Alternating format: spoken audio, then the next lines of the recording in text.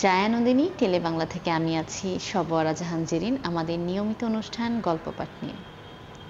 গল্প পাঠ আজকে করছি হুমায়ুন আহমেদের ছোট গল্প বেয়ারিং চিঠি। চলুন গল্পটি শুরু করি। বেয়ারিং চিঠি। জমির সাহেব অফিস থেকে ফেরা মাত্রই তার বড় মেয়ে মিতু বলল, বাবা আজ তোমার একটা চিঠি এসেছে। বলে সে মুখের হাসি গোপন করার জন্য অন্যদিকে তাকালো। মিতুর বয়স 21। এই বয়সে মেয়েদের মুখে অকারণে হাসি আসে। হাসি তামাশা জমির সাহেবের একেবারেই পছন্দ নয়, বিশেষ করে মা বাবাকে নিয়ে হাসাহাসি। আজকাল অনেক পরিবারেই তিনি এই ব্যাপার দেখেন। মেয়ে বাবার সঙ্গে বসে আড্ডা দিচ্ছে, খিলখিল করে হাসছে। এসব কি? তিনি একবার তার এক বন্ধুর বাড়িতে গিয়েছিলেন। সেই বন্ধুর মেয়ে বাবাকে নিয়ে খুব হাসি তামাশা করতে লাগলো। এক পর্যায়ে বলে ফেলল, বাবা দিন দিন তোমার চেহারা সুন্দর হচ্ছে। রাস্তায় বের হলে নিশ্চয়ই মেয়েরা তোমার দিকে তাকায়। জমির সাহেব স্তম্ভিত হয়ে গেলেন। তার নিজের মেয়ে হলে চর দিয়ে মেঝেতে ফেলে দিতেন। অন্যের মেয়ে বলে কিছু বলা গেল না, তবে ওই বন্ধুর বাড়িতে যাওয়া তিনি ছেড়ে দিলেন। মিতু চিঠিটা বাবার দিকে বাড়িয়ে দিতে বলল, বেয়ারিং চিঠি বাবা, 2 টাকা দিয়ে চিঠি রাখতে হয়েছে। বলে আবার ফিক করে হেসে ফেলল। জমির সাহেব কঠিন গলায় বলল, হাসছিস কেন? বেয়ারিং চিঠি এসেছে, এর মধ্যে হাসির কি হলো? এরকম ফাজলামি শিখছিস কোথায়? মিতু মুখ কালো করে চলে গেল। বাবা সেই সঙ্গত কারণে অসম্ভব ভয় পায়। জমির সাহেব লক্ষ্য করলেন খামের মুখ খোলা। এরা চিঠি পড়েছে, এই বেয়াদবিও সহ্য করা মুশকিল। একজনের চিঠি অন্যজন পড়বে কেন? খামে তার নাম লেখা দেখার পরও এরা কোন সাহসে চিঠি খুলল? রাগে জমির সাহেবের গা কাঁপতে লাগলো। এই অবস্থায় তিনি চিঠি পড়লেন। 1 বার, 2 বার, 3 বার। তার মাথা ঘুরতে লাগলো। সুস্মিতা নামের এক মেয়ের চিঠি। তার কাছে লেখা, সম্বোধ্য হচ্ছে প্রিয়তমেষু। এর মানে কি? সুস্মিতা কে? সুস্মিতা নামে কাউকে তিনি চেনেন বলে মনে করতে পারলেন না। কলেজে পড়ার সময় কমলা নামের এক মেয়ের প্রতি খুব দুর্বলতা অনুভব করেছিলেন। মেয়েটির বিয়ে হয়ে যাবার পর দুর্বলতা কেটে যায়। এছাড়া অন্য কোনো মেয়েকে তিনি চেনেন না। জমির সাহেব কপালের ঘাম মুছছে চতুর্বারের মতো চিঠিটি পড়লেন। প্রিয়তমেষু, তুমি কেমন আছো? তোমার কথা খুব মনে হয়। তোমার শরীর এত খারাপ হয়েছে কেন? শরীরে আরো যত্ন নেবে। আমি দেখেছি তুমি বসে আসা যাওয়া করো। আমি দেখেছি তুমি বাসে যাওয়া আসা করো। তোমাকে অনুরোধ করছি, সপ্তাহখানেক বাসে উঠবে না। কাল তোমাকে নিয়ে একটা দুঃস্বপ্ন দেখেছি। দুঃস্বপ্নটা হচ্ছে তুমি বাসে উঠতে গিয়ে পিছলে পড়ে পা ভেঙে ফেলেছ। স্বপ্নকে গুরুত্ব দেওয়ার কোনো মানে হয় না, তবু অনুরোধ করছি 1 সপ্তাহ বাসে উঠবে না। বিনিতা। তোমার সুস্মিতা। জমির সাহেব পঞ্চবারের মতো চিঠি পড়তে শুরু করলেন। মোটা নীরব কলমে গোটা গোটা অক্ষরের চিঠি। চিঠিতে তারিখ বা ঠিকানা নেই। হলুদ রঙের কাগজ। কাগজ থেকে হালকা নেপথলিনের গন্ধ আসছে। মিতু আসলো। বাবা, তোমার চা। মিতু চায়ের কাপ এনে বাবার সামনে রাখলেন। তার মুখ থমথম করছে। বাবার ধমকের কথা সে এখনো ভুলতে পারেনি। জমির সাহেব মেয়ের দিকে তাকিয়ে অস্বস্তির সঙ্গে বললেন, কে লিখলো কিছুই বুঝতে পারছি না। সুস্মিতা নামের কাউকে কি আমি চিনি?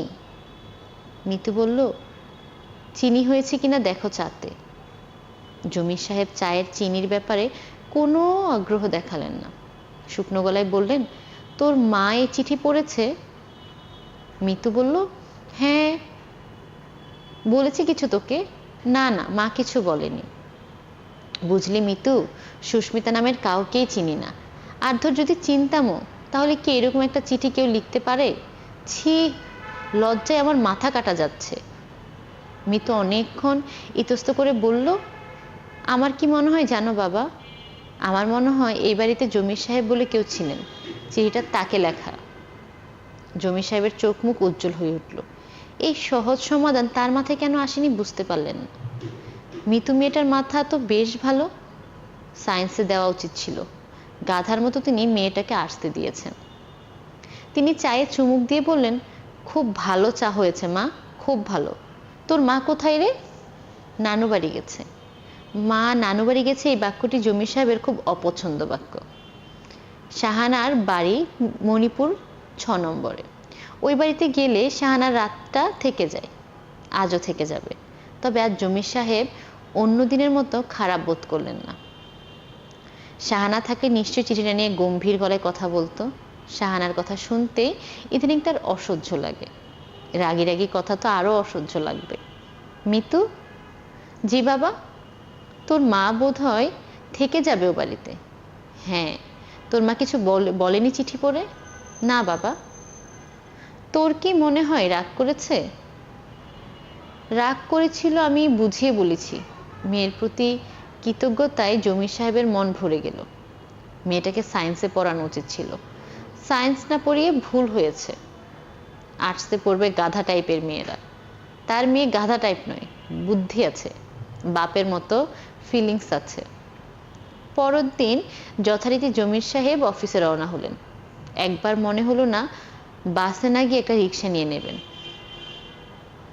পরমুহূর্তে তিনি চিন্তা মন থেকে ঝেড়ে ফেলেন। ফালতু একটা চিঠি নিয়ে কিছু ভাবার কোনো মানে হয়? এসব জিনিস প্রশ্রয় দেওয়াই উচিত না। জিগাতলা মোড়ে অন্য সব অফিস যাত্রীর মতো তিনি একটা টিফিন বক্স এবং ছাতা হাতে বাসের জন্য অপেক্ষা করতে লাগলেন এবং যথারীতি প্রচণ্ড ভিড়ে ঠেলাঠেলি করে বাসে উঠে পড়লেন। বাস ছেড়ে দিল। সেই মুহূর্তে কিছু একটা হলো তার। মনে হলো ছিটকে বাস থেকে পড়ে যাচ্ছেন। তিনি একসঙ্গে অনেক লোকের চিৎকার শুনলেন, থামো থামো থামো। জমির সাহেব রাস্তায় ছিটকে পড়ে জ্ঞান হারালেন। জ্ঞান হলো হাসপাতালে।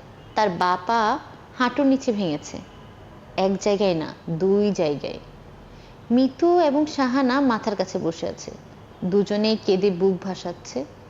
সরওয়ার্দী হাসপাতালের ডাক্তার সাহেব বিরক্ত গলায় বললেন, কাঁদছেন কেন? বললাম তো তেমন সিরিয়াস কিছু হয়নি, দিন পরনের মধ্যেই সুস্থ হয়ে বাসায় ফিরবেন।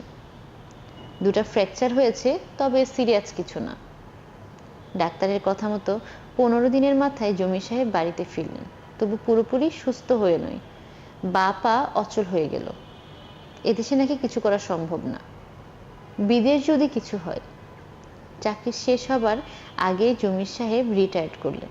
তিনি এবং তার পরিবারের কেউ ওই হলুদ চিঠির কথা একবারও তুলল না, যেন ওই চিঠির একটা অভিশপ্ত চিঠি। তার কথা তোলা উচিত না। চিঠিটা জমির সাহেবের শোবার ঘরের টেবিলের 3 নম্বর ড্রয়ারে পড়ে রইল। মাঝে মাঝে জমির সাহেব চিঠিটা বের করে পড়েন এবং তার অচল পায়ের দিকে তাকিয়ে থাকেন। সেই রাতে তার এক ফোঁটা ঘুম হয় না, কেমন ভয় ভয় লাগতে থাকে।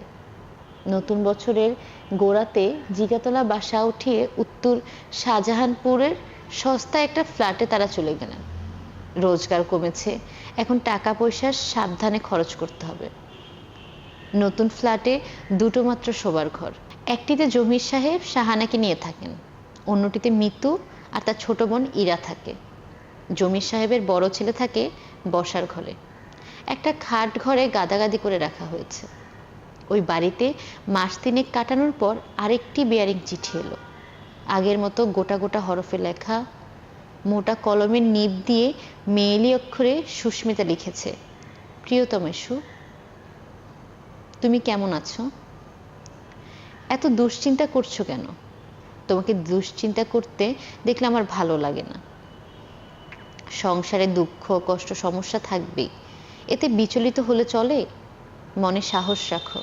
আচ্ছা একটা কথা, তোমার বড় ছেলেটাকে কিছুদিন ঢাকা শহরের বাইরে রাখতে পারো না? আমার কেন জানি মনে হচ্ছে কোনো ঝামেলায় পড়ে যাবে। তোমাদের গ্রামের বাড়িতে ওকে কিছুদিনের জন্য পাঠিয়ে দাও না।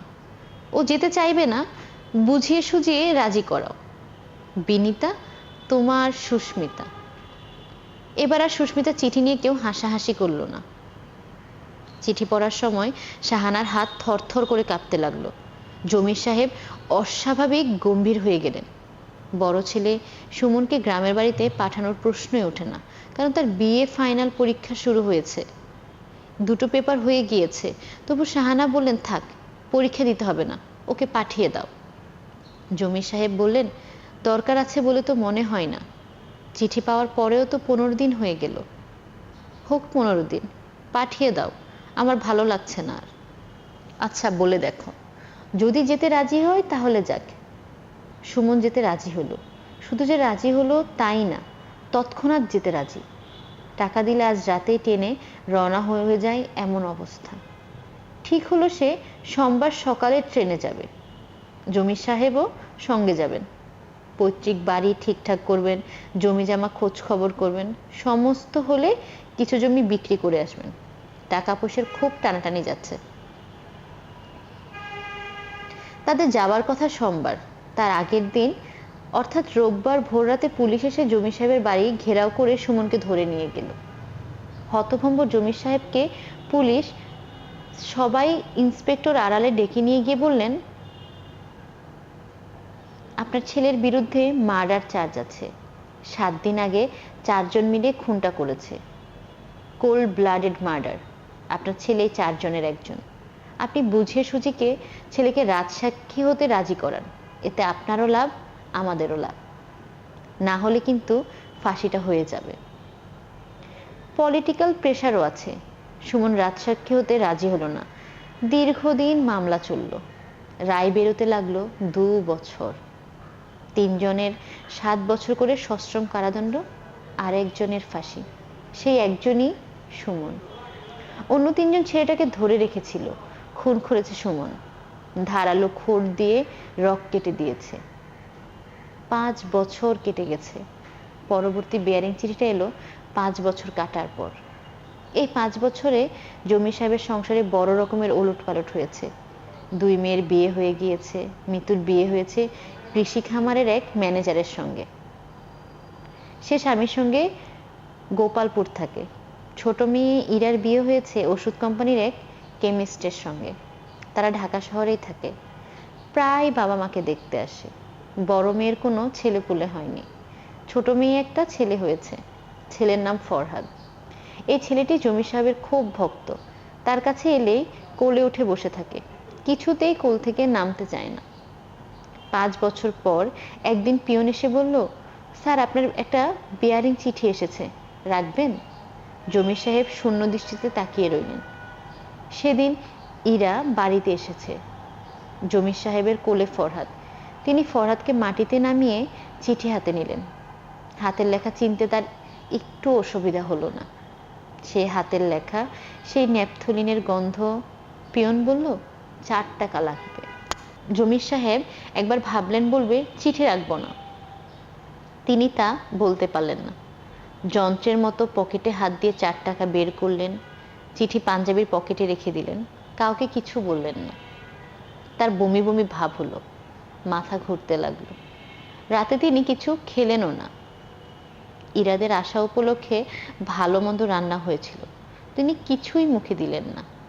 ইরা বলল, বাবা, তোমার কি হয়েছে? তিনি ক্ষীণ স্বরে বললেন, কিছু হয়নি, শরীরটা ভালো না। রোজই তুমি বলো শরীর ভালো না, অথচ একজন ভালো ডাক্তারও দেখাও না। একজন ভালো ডাক্তার দেখাও বাবা। দেখাবো? আর মাকেও একজন ভালো ডাক্তার দেখাও। আচ্ছা আচ্ছা না বাবা, এবার দেখাতেই হবে। মেয়ে জামাই রাত 9টার দিকে চলে গেল। ফরহাদ গেল না, সে নানার সঙ্গে থাকবে। সারা রাত জমির সাহেবের ঘুম হলো না। পরের দিন হু হু করে গায়ে জ্বর এসে গেল। জ্বরের মূল কারণ কাউকে বলতে পারলেন না। বেলা যতই বাড়তে লাগলো, জ্বর ততই বাড়তে লাগলো। দুপুরের পর ঘাম হতে লাগলো। ইরা হতভম্ব হয়ে বলল, বাবা, চলো তোমাকে ক্লিনিকে নিয়ে ভর্তি করি। আমার কিছু ভালো লাগছে না। তুমি এরকম ঘামাচ্ছ কেন? হার্টের কোনো সমস্যা না তো? জমির সাহেব ক্ষীণস্বরে বলল, চিঠি পেয়েছি। চিঠি পেয়েছি মানে? কার চিঠি? বেয়ারিং চিঠি। ইরা দীর্ঘ সময় চুপ করে থেকে বলল, কি লেখা এবার চিঠিতে? চিঠি পড়িনি। পড়ে দেখো। না পড়েই এরকম করছো কেন? হয়তো এবার কোনো ভালো খবর আছে। জমির সাহেব কাপা গলায় বললেন, ভয় লাগছে রে ইরা। ইরা চিঠি খুলে অন্তত গম্ভীর হয়ে গেল। অন্যদের সে চিঠি দেখালো। যারা দেখলো প্রত্যেকেই গম্ভীর হলো, কারণ চিঠিতে কিছু লেখা নেই, সাদা একটা পাতা। শেষে নাম সই করা, বিনীত, তোমার সুস্মিতা। এই সাদা একটা পাতা, শেষে নাম সই করা, বিনীতা, তোমার সুস্মিতা। এই সাদা না লেখা অংশে কি বলতে চাচ্ছে সুস্মিতা? কে সে? কেনই বা সে চিঠি লেখে? আবার আজ কেনই বা লিখলো না? এই সব চিন্তা নিয়েই বেয়ারিং চিঠি গল্পটি শেষ হলো। আশা করছি আজকের এই ভিন্নধর্মী গল্পটি আপনাদের পছন্দ হয়েছে। আপনাদের সাথে আবার দেখা হবে জায়ানন্দিনীর নতুন কোনো পর্বে নতুন গল্প নিয়ে। ভালো থাকুন, সুস্থ থাকুন।